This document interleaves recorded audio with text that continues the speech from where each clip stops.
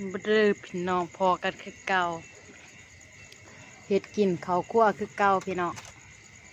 มื้อนี้ปิ้งใส่อันนี้มะเขือเด่นเศษแจ่วอันนี้หมูเฮากากะสิสุกแล้วโอ้ยเป็นตาแซ่บคักมะเขือเดี๋ยวเราสิไปตำมะเขือแล้ว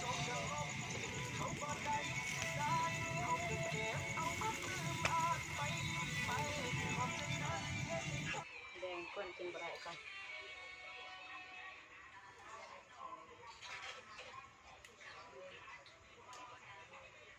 อะไรเด้อ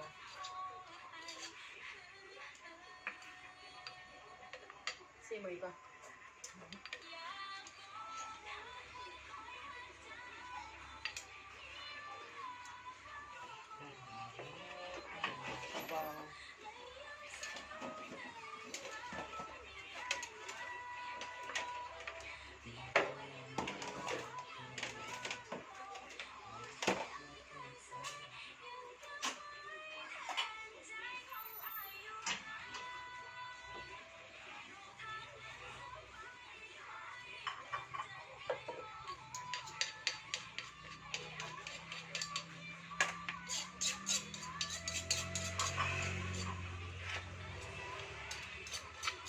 รอยแกงมะเขือ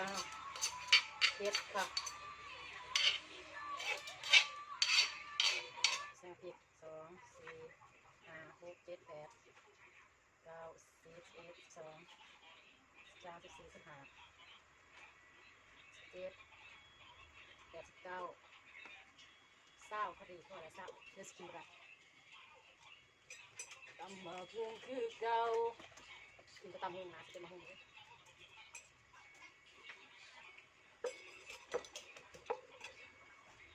ใส่ได้อย่างเดียวจะแซ่บป่ะซิมกันสุดยอดแซ่บเอาอย่างมีดจนตลก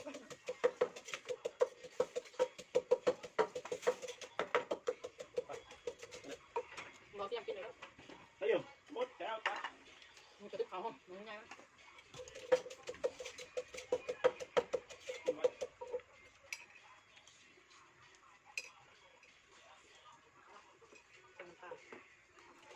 ดึงไปยาวกันใส่ปอกดึงปอก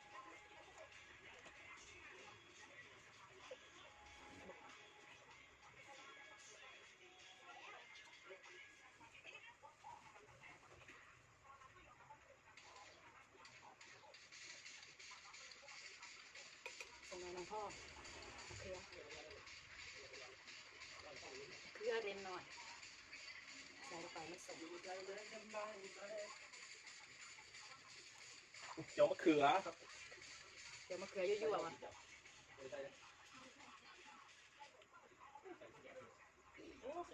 ้ำเจียกออกทำมือเดียวเอาหน่วยกับพี่นะคือแบบว่าหน่วยกับพี่ยังนะเอาเสียวแล้วทำมือสมมันหวานจังแซ่บครับสมมันหวานรสจัด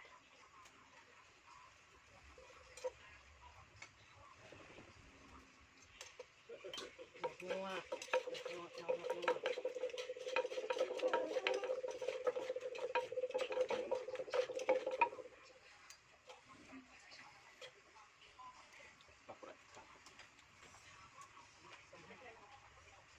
ใส่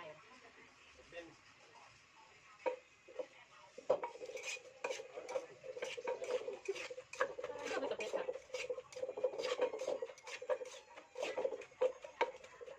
ต้องเสียงปั้นมือที่ไหนตะไนเลยสีได้นะสีได้นะมองไม่เห็นจีบอาการนะ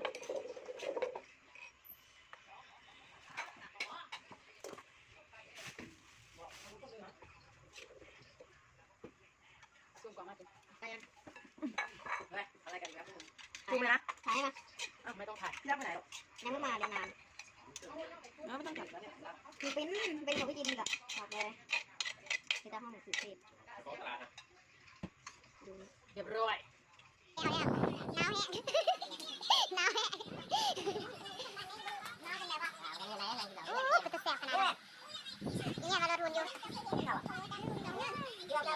น้องเขานะแก้สีดังๆเลยเด้อ